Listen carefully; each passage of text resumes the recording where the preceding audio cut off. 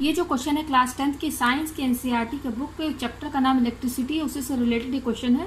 Question क्या कह रहा है, calculate the total cost of running the following electrical devices in the month of September if the rate of 1 unit of electricity is ₹6। ठीक है, यहाँ पर हमें क्या निकालना है, टोटल कॉस्ट निकालना है। किस मंथ का, सितंबर मंथ का निकालना है।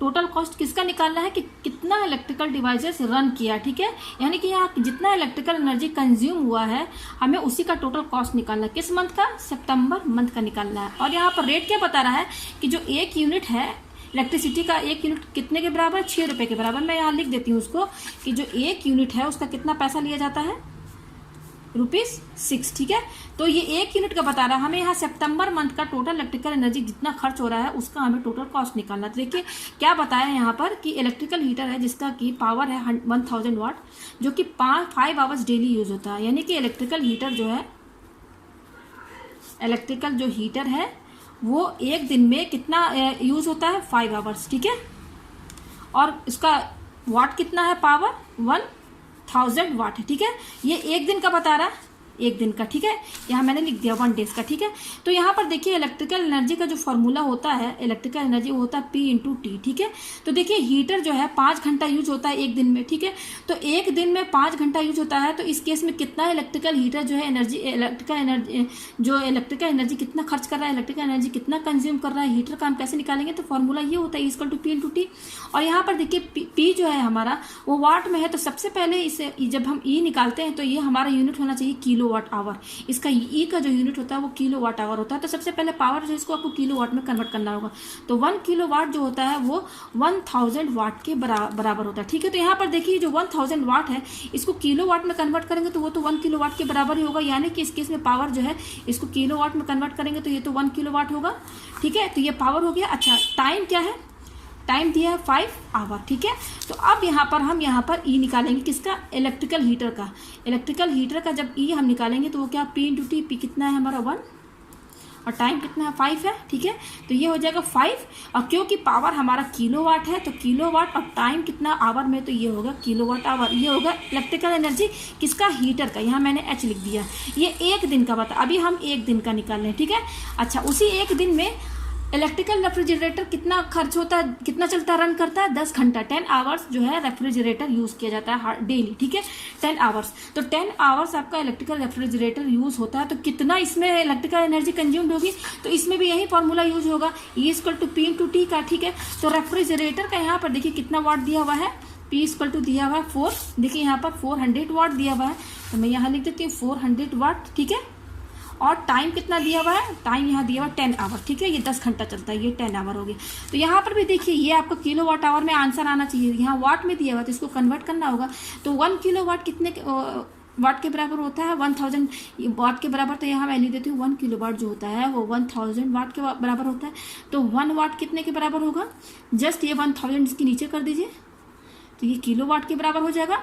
तो ये 1 वाट इतने किलोवाट के बराबर है, तो 400 वाट कितने के बराबर होगा, 1 वाट इतने के बराबर है, तो 400 वाट कितने के बराबर होगा, जस्ट इसमें इंटू कर देंगे 400, तो ये किलोवाट में कन्वर्ट हो जाएगा। ये हो गया ना किलोवाट में कन्वर्ट। देखिए ये 2 0 कैंसिल, और ये 2 2 4 और ये 2 5 10। यानी कि जो 400 वाट है जब हम इसको किलोवाट में कन्वर्ट करेंगे तो वो आएगा 2/5 किलोवाट। तो ये देखिए हमने इसका जो रेफ्रिजरेटर का जो हम यहाँ पर रेफ्रिजरेटर का निकालेंगे उसका पावर 400 वाट है। जब हमने इसको किलोवाट में कन्वर्ट किया तो कितना आया पावर, इसको कन्वर्ट किया किलोवाट में, कितना आया 2/5 किलोवाट। ठीक है, और टाइम कितना है इसका, कितना घंटा चलता है, 10 आवर्स। तो जिस तरह से आपने हीटर का निकाला, यहाँ पर देखिए EH लिखा है, E है और ये H। हीटर का बता रहा है कि अगर एक दिन में 5 घंटा चलेगा हीटर तो कितना इलेक्ट्रिकल एनर्जी कंज्यूम होगा, वो इतना होगा। ये देखिए ये 5 किलोवाट आवर। तो इसी तरह से रेफ्रिजरेटर का भी निकाल लीजिए। तो यहाँ पर ER बताया रेफ्रिजरेटर का। ठीक है, तो यहाँ पर क्या होगा, फॉर्मूला P/T वाला लगेगा। तो यहाँ पर पावर कितना है रेफ्रिजरेटर का, 2/5 इंटू टाइम कितना है 10 है, आप देख सकते हैं 10 है। तो यहाँ से कैंसिल कर दीजिए 5 × 10, तो ये कितना हो गया 2 2 4 किलोवाट आवर। ये किसका निकला है, रेफ्रिजरेटर का, एक दिन का निकला है। ठीक है, ये अभी एक दिन का निकल रहा है। एक दिन का हीटर का ये निकला है इलेक्ट्रिकल एनर्जी, और रेफ्रिजरेटर का इतना निकला है। तो एक दिन में दोनों को ऐड कर देंगे तो ये बता देगा टोटल कितना खर्च हो रहा है एक दिन में। ठीक है ना, हीटर भी चल रहा है और यहाँ पे रेफ्रिजरेटर भी आपका रन कर रहा है।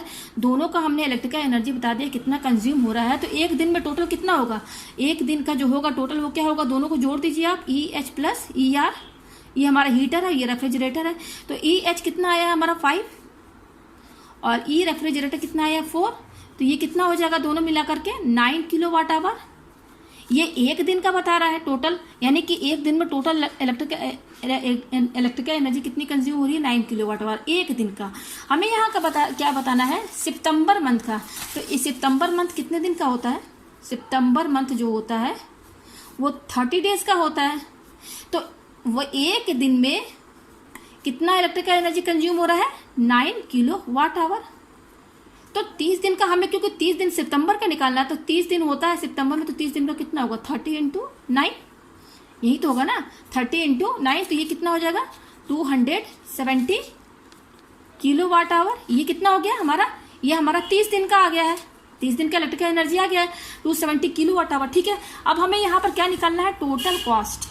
देखिए, कैलकुलेट द टोटल कॉस्ट। और टोटल कॉस्ट में क्या बता रहा है कि एक यूनिट जो है 6 रुपये, एक यूनिट का 6 रुपये लेता है। ठीक है, हमने यहाँ 30 दिन का निकाल दिया, इतना इलेक्ट्रिकल एनर्जी कंज्यूम हो रहा है। तो अब ये बताइए, यहाँ पर यूनिट बता रहा है कि 6 रुपये, एक यूनिट 6 रुपये के बराबर। एक यहाँ किलो वाट आवर है, तो यहाँ कन्वर्ट करना पड़ेगा यूनिट आपको। ठीक है, यहाँ पर देखिए कैसे कन्वर्ट करेंगे, किलो वाट आवर को आपको यूनिट में कन्वर्ट करना होगा। तो 9th में पढ़ा होगा आपने कि जो 1 किलो वाट आवर जो होता है ना, उसको 1 यूनिट, वो 1 यूनिट के ही बराबर होता है। ठीक है, जैसे कि आपका पावर 1 किलो वाट इतने वाट के बराबर होता है, उसी तरह से 1 किलो वाट आवर जो होता है वो 1 यूनिट के बराबर होता है।